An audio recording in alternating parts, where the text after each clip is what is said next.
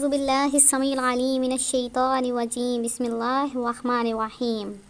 اللہ کے نام سے شروع کرتی ہوں جو بہت ہی مہربان اور نہایت ہی رحم کرنے والا ہے۔ تمام ویورز کو السلام علیکم ورحمۃ اللہ وبرکاتہ۔ آج آپ کی خدمت میں ایک بہت ہی خاص اور مجرب وظیفہ لے کر حاضر ہوئی ہوں۔ یہ ایسا وظیفہ ہے کہ ایک ہی دن میں کرنے سے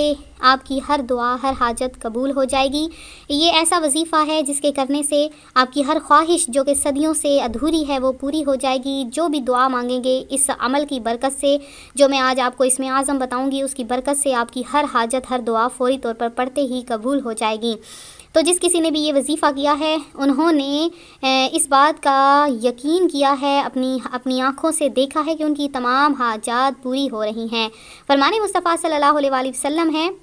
کہ جس نے مجھ پر ایک بار درود پڑھا اللہ پاک اس پر 10 رحمتیں نازل فرماتا ہے۔ تو آج ہم آپ کو اپنی ویڈیو بتائیں گے، وظیفہ بتائیں گے جو کہ بہت خاص ہے، خاص کر کے آپ سب کے لیے۔ تو اس سے پہلے میں اپنے تمام نئے آنے والے ویور سے گزارش کروں گی میرا چینل ضرور سبسکرائب کر لیں اور بیل آئیکن کا بٹن بھی پریس کر لیں تاکہ ہر آنے والی نئی ویڈیو آپ تک سب سے پہلے پہنچ جائے۔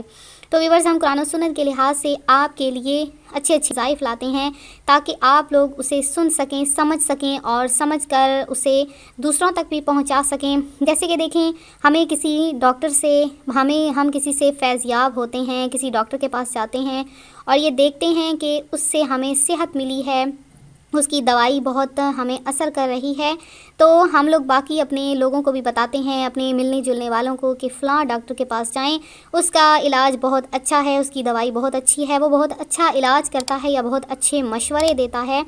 تو سب لوگ اس کے پاس بھاگے دوڑے چلے جاتے ہیں۔ تو اب اگر وہ سب صحت یاب ہو جاتے ہیں تو اس کا دار و مدار سب آپ پر ہوتا ہے کہ آپ کی وجہ سے دوسرے لوگوں کو بھی صحت ملی۔ لیکن اگر اس کے برعکس آپ لوگ ایسا کریں کہ خود تو صحت یاب ہو گئے لیکن اس اچھے حکیم، اس اچھے ڈاکٹر کا پتہ آپ کسی کو بھی نہیں دیتے ہیں تو آپ لوگ کو اس کا کوئی فائدہ نہیں ہوتا ہے۔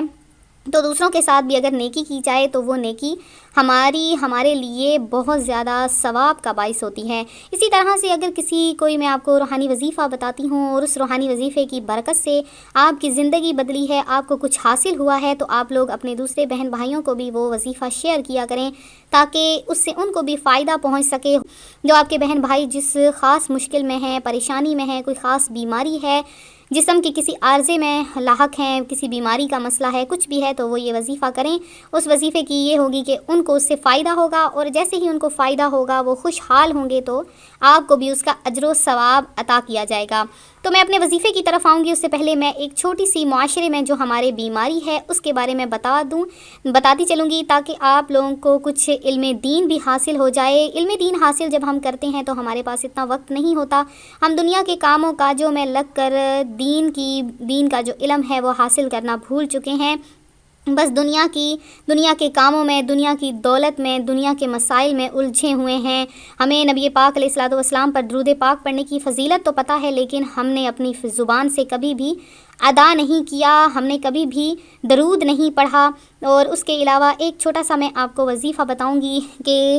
جو اس معاشرے کی برائی ہے جسے غیبت کا نام دیا گیا ہے، اس غیبت سے چھٹکارے کا ایک وظیفہ بھی بتائی دیتی ہوں کہ حضرت علامہ مجد الدین فیروز آبادی رحمۃ اللہ علیہ سے منقول ہے کہ جب کسی مجلس میں یعنی لوگوں میں بیٹھو اور کہو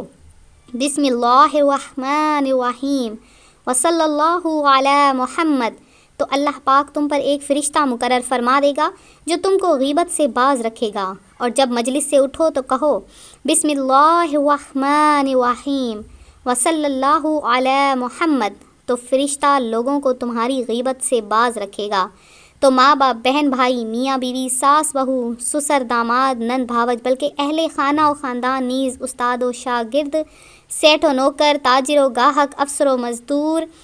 دنیا دار و دین دار یا جوان الغرض، تمام دینی اور دنیوی شعبوں سے تعلق رکھنے والے مسلمانوں کی بھاری اکثریت اس وقت غیبت کی خوفناک آفت کی لپیٹ میں ہے۔ افسوس، بیجا بک بک کی عادت کے سبب آج کل ہماری کوئی بیٹھک عموماً غیبت سے خالی نہیں۔ بہت سارے پرہیزگار نظر آنے والے لوگ بھی بلا تکلف غیبت سنتے، سناتے، مسکراتے اور تائید میں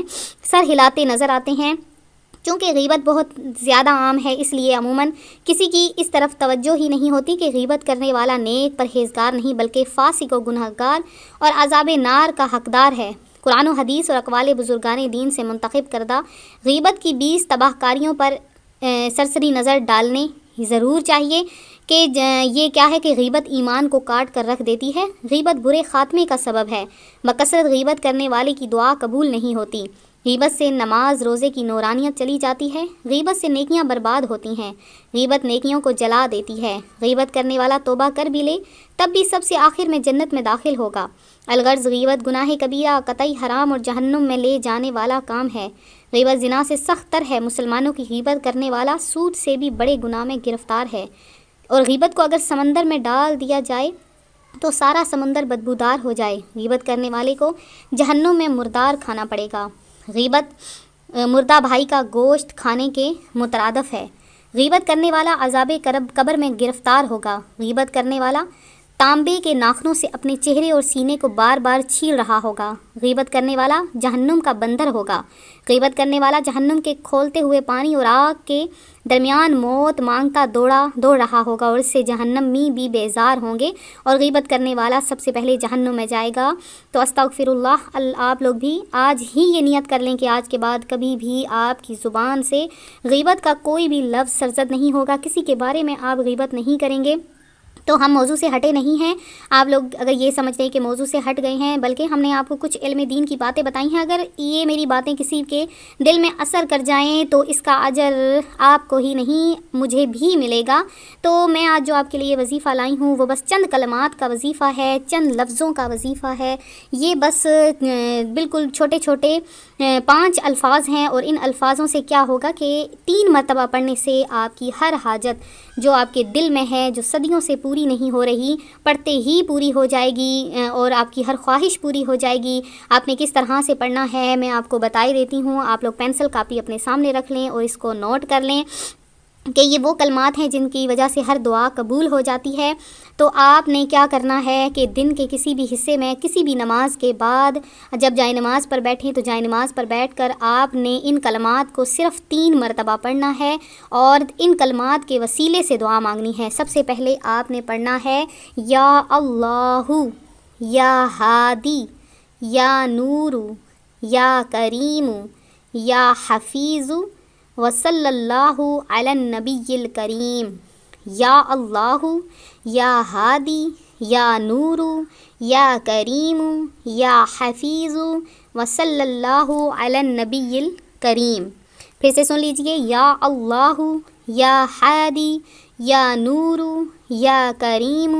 یا حفیظ، وصلی اللہ علی النبی الکریم۔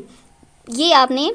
ان سارے کلمات کو 3 مرتبہ صرف دہرانا ہے، اور اللہ تبارک و تعالیٰ کی بارگاہ میں اس طرح سے دعا مانگنی ہے کہ یا اللہ، یا باری تعالیٰ، یہ جو میں نے آپ کے نام پڑھے ہیں ان ناموں کی برکت سے میری فلاں حاجت پوری فرما دے، میرا فلاں کام پورا کر دے، ان لفظوں کی برکت سے میری فلاں حاجت پوری کر دے۔ تو آپ دیکھیں گے کہ چند ہی روز میں آپ کی وہ حاجت، وہ دعا جس کو آپ مانگیں گے وہ پوری ہو جائے گی۔ اگر ایک دفعہ پوری نہیں ہوئی ہے تو اگلے دن بھی آپ یہ عمل کر سکتے ہیں، انشاءاللہ تعالیٰ ایک ہی دن کے عمل سے آپ کی ہر حاجت، ہر مراد، ہر دعا پوری ہو جائے گی۔ تو میں امید کرتی ہوں میرا آج کا یہ وظیفہ آپ کو پسند آیا ہوگا۔ اسی طرح سے مزید وظائف حاصل کرنے کے لیے ہمارا چینل سبسکرائب کر لیں، ساتھ بیل آئیکن کا بٹن ہے اسے بھی پریس کر لیں تاکہ ہر آنے والی نئی ویڈیو کی اپڈیٹ آپ تک پہنچ سکے۔ جن بہنوں بھائیوں نے دعا میں حصہ لینا ہے انشاءاللہ تعالیٰ ان کے لیے اتوار کے دن خصوصی دعا کا اہتمام کروایا جا رہا ہے۔ اپنا نام کمنٹ سیکشن میں میسج کر دیں، آپ کا نام خصوصی دعا میں شامل کر لیا جائے گا۔ ملتے ہیں اپنے اگلے وظیفے کے ساتھ۔ اللہ تبارک و تعالیٰ آپ کا حامی و ناصر ہو۔ فی امان اللہ۔